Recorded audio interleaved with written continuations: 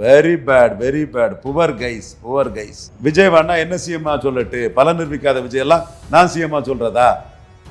ஒரு பிறந்தநாள் வாழ்த்து சொல்லி பதிலுக்கு வாழ்த்து சொல்லிட்டாலே உங்களை சிஎம்மா சொல்லிடுவாங்களா? என்ன பிராண்டிங் மாஸ்டர்ஸ், டக்காத்த டவுனை தேராது, வேலைக்காகாது, வேஸ்ட்டுன்னு திருமாவளவன் தூக்கி துருத்திக்கு போட்டுட்டு போயிட்டாரு. பாமகவை கையில் எடுத்துட்டாருன்னா விஜய்க்கு take it or leave it offer தான் எடப்பாடி கொடுப்பாரு.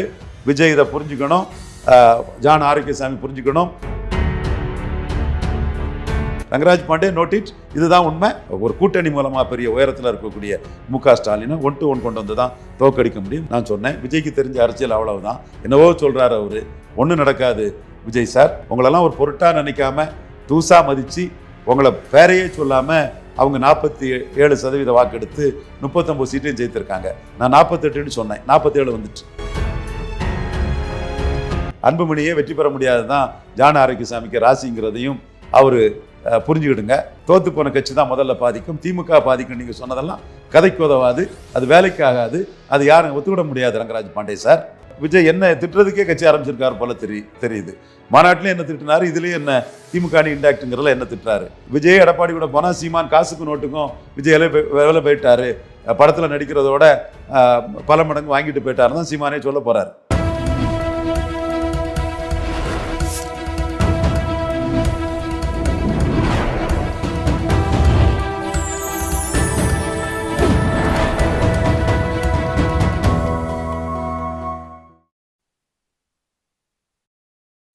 அதிமுக இரட்டை தலைமையாக இருந்தது, ஒற்றை தலைமையானதில் 13% வாக்கு இழந்திருக்காங்க. அது ஓபிஎஸ் சாதிக்கலைன்னாலும் ஓபிஎஸ்ஐ இழந்தது அந்த கட்சி பிளவுபட்டதில் 13% வாக்கு அது போயிடுச்சு. 20% தான் எடப்பாடிகிட்ட இருக்குது.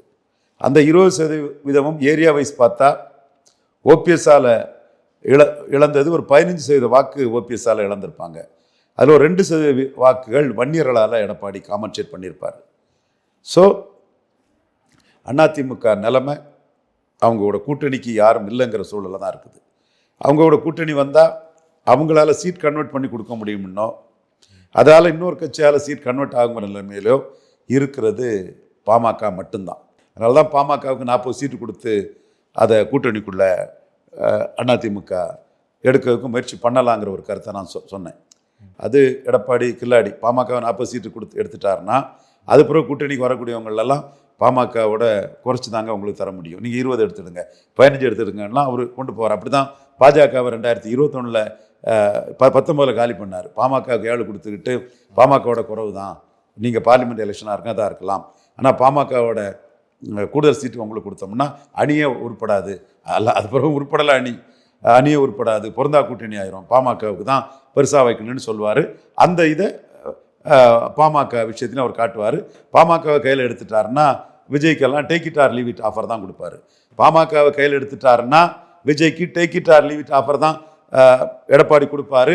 விஜய் இதை புரிஞ்சுக்கணும், ஜான் ஆரோக்கியசாமி புரிஞ்சுக்கணும், ஆதவ் அர்ஜுனா இப்போ விஜய்க்கு புதிய ஆள் அவரும் புரிஞ்சுக்கணும், நாம் சொன்னது கரெக்டாக இருக்கும். ஸோ அவங்க நோக்கம் தெள்ள தெளிவாக மெகா கூட்டணின்னு சொன்ன ஒரு நோக்கமாக இருந்தது. மெகா கூட்டணிக்கு வாய்ப்பு இல்லை. திருமாவளவன் திமுக கூட்டணியில் தான் இருப்பாங்க. திமுக கூட்டணி உடையாது, வெற்றி பெறுதவர் அந்த கூட்டணி தொடரும். அதற்காக ஸ்டாலின் தோற்கடிக்கப்பட முடியாதவர் அல்ல.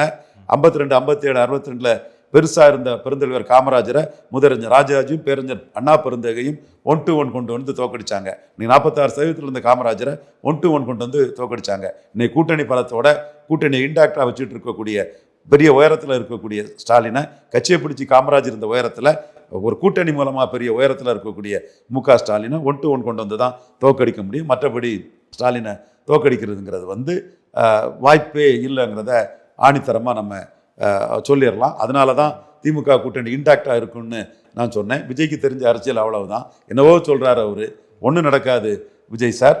அதுதான் நாம் சொன்னோம். நீங்கள் சிஏஏ எதிர்ப்புன்னு ஒரு கடை விரித்து பார்த்தீங்க. உங்களெல்லாம் ஒரு பொருட்டாக நினைக்காம தூசா மதித்து உங்களை பேரையே சொல்லாமல் அவங்க 47% வாக்கெடுத்து 39 சீட்டையும் ஜெயித்திருக்காங்க. நான் 48 சொன்னேன், 47 வந்துட்டு உண்மை. ஸோ விஜய்க்கு இந்த வரலாறுலாம் தெரியணும். ரவீந்திர சாமி சொன்னால் கரெக்டாக இருந்தது.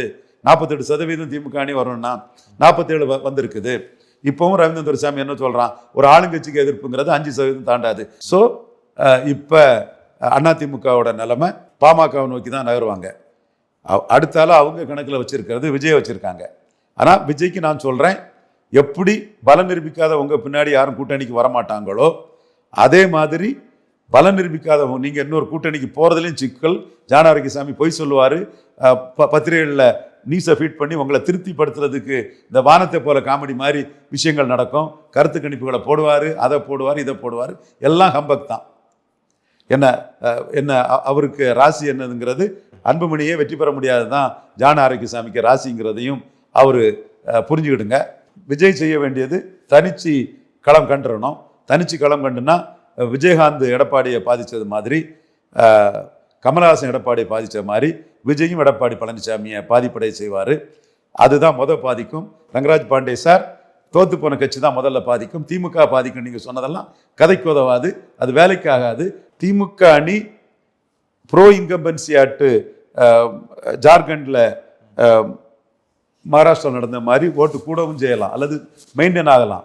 குறைஞ்சா ஆளுங்கட்சி என்ன நடந்தாலும் 4-5% கீழே குறையாது. இது வரலாறு. இதுலேயே தப்பு பண்ணும்போது ரங்கராஜ் பாண்டே தப்பு பண்ணிட்டாருன்னு தானே அர்த்தம். கண்டிப்பாக அது தப்பு தான். ரங்கராஜ் பாண்டே கிரெடிபிலிட்டி அதில் அடிப்படுது. ஓகே, அடிப்படுதுங்கிறது 26 தானே தெரியும். சீமான் பறையர்களுக்கு 5% வாக்கு 5% இடஒதுக்கீடு அதிகரித்து கொடுக்கணுங்கிறதுல விஜயை பதில் சொல்ல விடாமல் தடுத்து வைக்கிறதில்ல ஜான் ஆரோக்கியசாமி. அது ஒரிஜினாலிட்டிக்கு என்ன பங்கு இருக்குன்னு தெரியாது. ஜான் ஆரோக்கியசாமி தெளிவாக இருக்கிறார். கிறிஸ்டின் நாயுடுவான ஜான் ஆரோக்கியசாமி விஜய் அதில் ஒரு முடிவெடுத்துடக்கூடாதுங்கிறதுல தடுக்கிறதுல தெளிவாக இருக்கிறார். திருமாவுக்கு பெரிய பப்ளிசிட்டி. ஃபைனலாக திருமா எப்படி கொண்டு நிறுத்திட்டாரு. விஜய் வேணா என்ன சிஎம்மா சொல்லட்டு, பலன் நிரூபிக்காத விஜயெல்லாம் நான் சிஎம்மா சொல்றதா? என்ன branding masters, very bad, poor guys. விவரம் தெரியல. ஆனால் ஸ்டாலினை விட்டு திரும்ப போக மாட்டார், ஸ்டாலின் திரும்ப விட மாட்டார். அலையன்ஸ் இன்டாக்டாக இருக்குன்னு சொன்னேன். அது விஜய் என்ன திட்டுறதுக்கே கட்சி ஆரம்பிச்சிருக்காரு போல தெரியுது. மாநாட்டிலையும் என்ன திட்டினாரு, இதுலேயும் என்ன திமுக இன்டாக்டுங்கிறதுல என்ன திட்டுறாரு. அக்குமுலேட்டிங் பவர், அமாசிங் வெல்த் தான் மாடர்ன் பொலிட்டிக்ஸு. விஜய் எடப்பாடி கூட போனால் சீமான் காசுக்கும் நோட்டுக்கும் விஜய் வேலை போயிட்டாரு, படத்தில் நடிக்கிறதோட பல மடங்கு வாங்கிட்டு போயிட்டாருன்னு தான் சீமானே சொல்ல போகிறார். இந்த இடத்துக்குள்ள வெற்றி கொடுக்கக்கூடிய முக ஸ்டாலினை விட்டு எப்படி திருமாவளவன் வெளியே வருவார்? குறைஞ்ச சீட்டு நிறைஞ்ச லாபம்னு குறைஞ்ச சீட்டில் நிறைய கொடுக்கக்கூடிய திருமாவளவனை எப்படி ஸ்டாலின் விடுவார்? ஸோ இந்த இடத்துக்குள்ள தெளிவாக மெட்டீரியல் பொலிட்டிக்ஸ் தெரியாமல் கற்பனை அரசியலை பேசிகிட்டு இருக்கவங்களுக்கு கிடைச்ச ஒரு அடி. சார், நீங்கள் பல டைம் சொல்லியிருக்கீங்க விஜய் பற்றி பேசினாலே பலம் நிரூபிக்காதவர் அப்படிங்கிற மாதிரி முடிச்சிருவீங்க. அப்படிங்கும்போது இப்போ ஒரு டாக் ஆஃப் த டவுனாக இருக்கார்ல, அது எப்படி சார் பார்க்குறீங்க? சரி, இதுலேயும் கண்டிப்பாக டாக் ஆஃப் தி டவுனாக இருக்கிறதுல தப்பே இல்லை. சினிமா ஹீரோ மார்க்கெட்டிங் ஆளை வச்சு மார்க்கெட்டிங் பண்ணுறாரு, மாநாடு நடத்தியிருக்காரு, அம்பேத்கர் புஸ்தக வெளியீட்டால் கலந்துக்கிறாரு. பட் டாக் ஆஃப் த டவுனை தேராது, வேலைக்காகாது, வேஸ்ட்டுன்னு திருமாவளவன் தூக்கி தூரத்துக்கு போட்டுட்டு போயிட்டார. ஸ்டாலின் தர்றது எம்எல்ஏ போஸ்ட்டு, எம்பி போஸ்ட்டு, இது கவுன்சிலர் போஸ்ட்டுன்னு ஸ்டாலின் கூட தானே நிற்கிறாரு. 3 தடவை நிரூபணமானதில் வெற்றி கூட்டணி வெற்றி தொடர்ந்து வர நிற்கணுங்கிறதா நிற்கிறாரு. விஜய்க்கு அந்த அடிப்படை அறிவில்லாமல் யாரோ சொல்லி கொடுத்ததை கத்தி பேசக்கூடாது. கத்தி என் கருத்துக்கு எதிராக பேசுகிறாரியா? எப்படி திருப்ப முனையா அமையவே மாட்டார்னு நினைக்கிறீங்களா? தனிச்சு நிற்கட்டு, மக்களை சந்திக்கட்டு, பலத்தை நிரூபிக்கட்டு, பாராட்டுவோம், வாழ்த்துவோம். ஏன்னா சீமான் இந்த பறையர் இஷ்யூலேயே எடப்பாடியும் காலி பண்ணிட்டாரு. எடப்பாடி அடித்த அடியில் குறுக்க புகுந்த விஜயும் காலி. அவங்க ஒன்றும் ஏமாளிகள் கிடையாது. தங்களோட இடஒதுக்கீடு அருந்ததியர்களால் உள்ள பாதிப்பை சீமான் மட்டும்தான் அதை பேசுகிறாரு. அப்படி இருக்கும்போது ரெட்டலை ஜெயலலிதா முடிவிலிருந்து எடப்பாடி மாறினதில் ரெட்டலைக்கு ஓட்டு போட்ட அருந்ததியர்கள், ரெட்டையில ஓட்டு போட்ட அருந்ததியர்கள் முக ஸ்டாலின் தான் போடுவாங்க.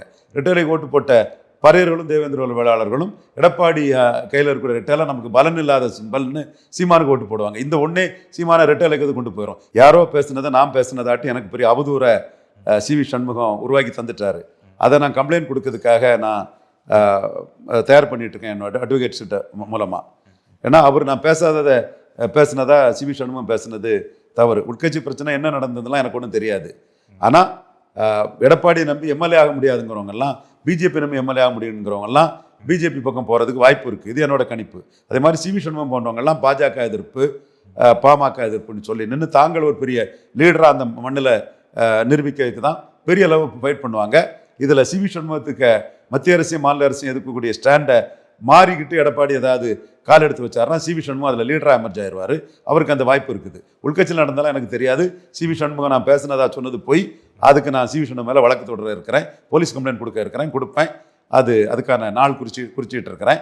அது எல்லாமே டீட்டெயில் எடுத்து நான் குறிக்கிறேன். உள்கட்சி அரசியலை பற்றியெல்லாம் நான் சொல்ல தயாரில்லை.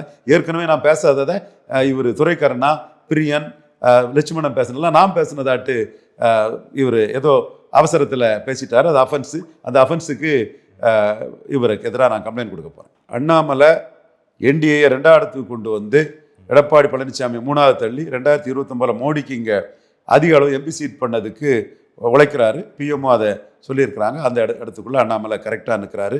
அதனால தான் 5 முனை போட்டின்னு சொன்னார். தெளிவாக இருக்கிறாரு. அந்த மணிப்பூர் விவகாரத்தில் அண்ணாமலை மட்டும்தான் கட்சி கொள்கைப்படி நடிகர் விஜய்க்கு பயில் கொடுத்துருக்காங்கிறது கூட ஐபி ரிப்போர்ட் பண்ணியிருக்கிறாங்க.